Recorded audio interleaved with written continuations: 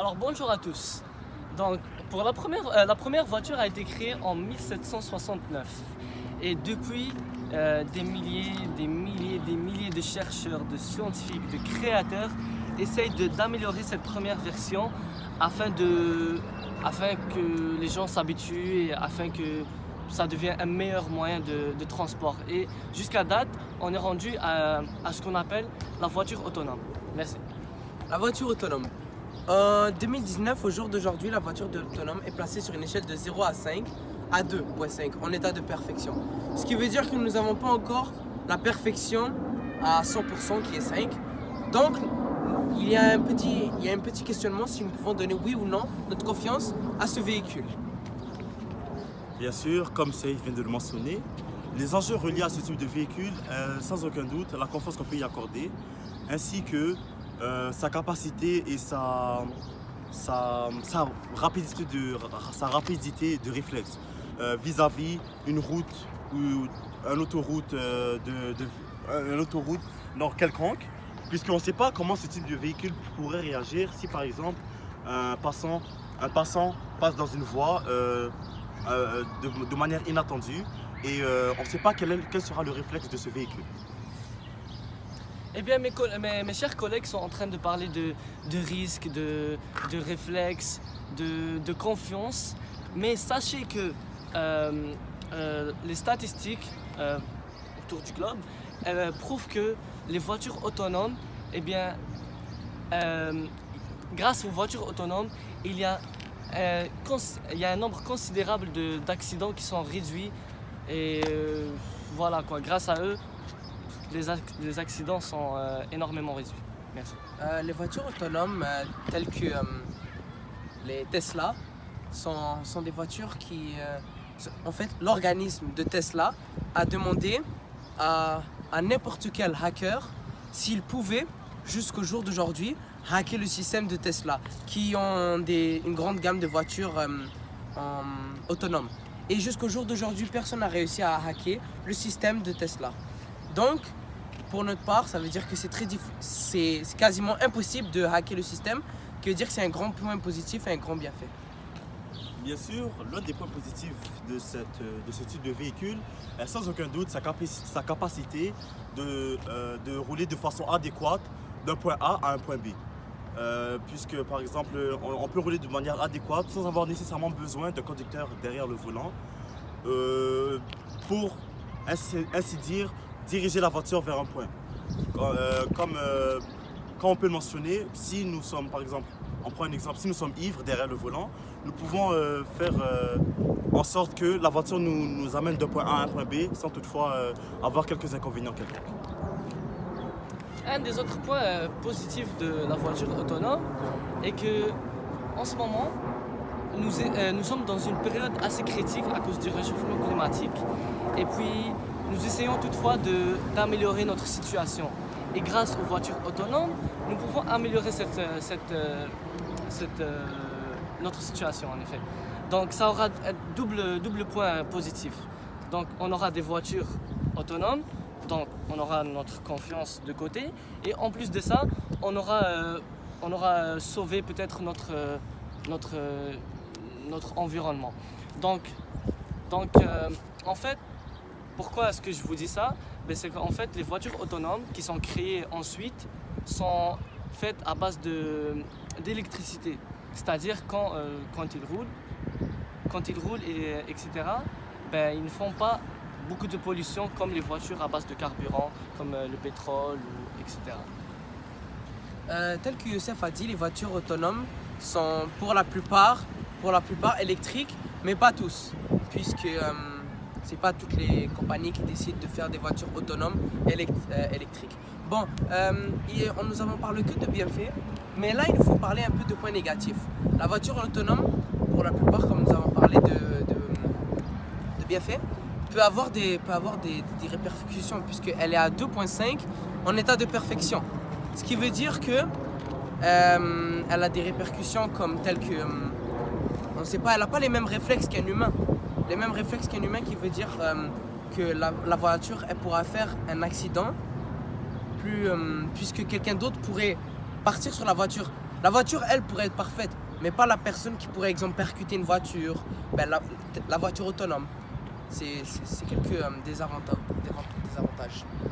Donc, soit dit en passant, en parlant de réflexe, ce type de véhicule, bien sûr, a été constitué, a été créé par des humains. Donc, nous savons que l'erreur est humaine.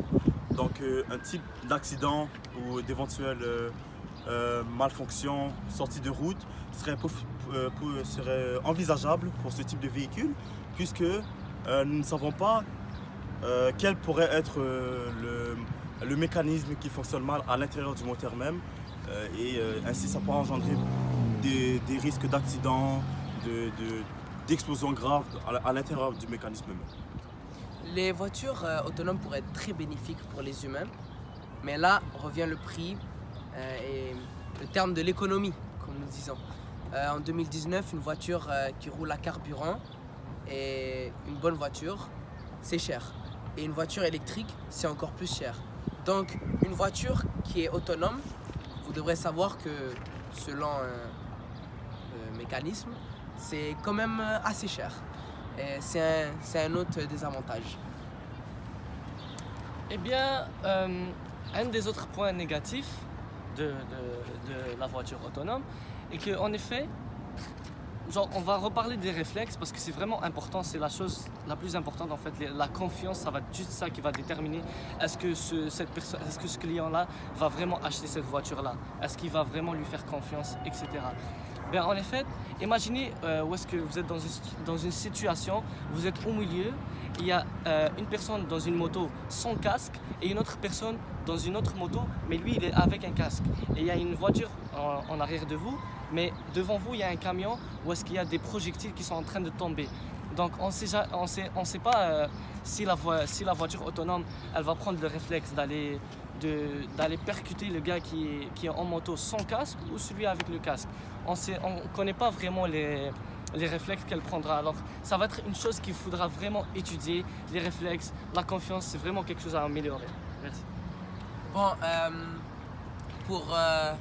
pour vraiment avoir à 100% notre confiance sur une voiture, il faudrait que l'échelle soit à 5, ce qui veut dire la perfection, et donner notre totale confiance à la voiture. Ce qui veut dire que nous pourrons garder quelquefois les mains sur le volant, mais nous aurons la confiance parfaite et complète à donner à ce véhicule qu'on aime si tant. Donc un autre défi reste à savoir si nous pourrons bien évidemment faire en sorte que ce type de véhicule peut être mondialement adapté à tous les conducteurs et conductrices, puisque dans quelques régions déjà de la planète, aux États-Unis, au Canada ou encore en Allemagne, ces véhicules commencent à prendre de l'expansion et commencent à devenir très populaires. Donc l'un des défis qui pourra survenir est son adaptation à toute la planète entière. L'un des autres défis qu'il faudrait vraiment à ces voitures autonomes, c'est que comme je vous ai dit dès le début, ce ne sont pas tous qui sont électriques. Donc, comme ici c'est un modèle de voiture qui n'est pas autonome mais électrique de la ville de Montréal de Saint-Léonard et les voitures autonomes devraient être tous électriques. Ce qui veut dire qu'on comblerait deux bienfaits comme Youssef a dit et cela pourrait vraiment aider notre population et la situation qu'on est. Ce qui est bénéfique pour les voitures autonomes, afin qu'ils deviennent électriques, et que en fait ça serait beaucoup mieux parce que l'électricité est beaucoup moins chère que le pétrole, etc. Et en plus, comme je vous ai, il y a des bornes un peu partout dans Montréal, mais il va falloir aussi les mettre un peu partout dans le monde, c'est sûr. Mais l'électricité, elle est beaucoup moins chère à générer, beaucoup moins chère à utiliser. Ça sera vraiment quelque chose de bien. Donc, comme mon camarade Youssef a mentionné un peu plus tôt, l'écologie est bien sûr un enjeu. Et avec les véhicules électriques, nous pourrons faire en sorte de réduire le risque de consommation de carburant et qui est beaucoup polluant pour notre planète. Et nous pourrons faire en sorte aussi créer de nombreuses voitures électriques, ce qui avantagerait aussi son rendement énergétique, sa consommation, qui serait de manière beaucoup plus réduite, et ainsi que son bon fonctionnement, ses atouts sur le terrain lui-même. Et donc voilà. C'est un peu- En fait, nous sommes dans une période assez dure, sauf que les voitures, en fait, nous sommes dans une période assez dure parce que en ce moment, l'argent contrôle tout dans le monde. Et puis, les voitures autonomes, ça rentre un peu dans l'argent parce que, comme Saïd l'avait dit tout à l'heure, c'est quand même une somme assez phénoménale d'argent qu'il faut se procurer afin d'avoir ce véhicule-là. Donc, une des questions à se poser, c'est que est-ce que les compagnies qui produisent ce genre de voitures, est-ce qu'ils pourront un jour baisser le prix afin de penser à notre planète, afin de penser au bien des gens, etc.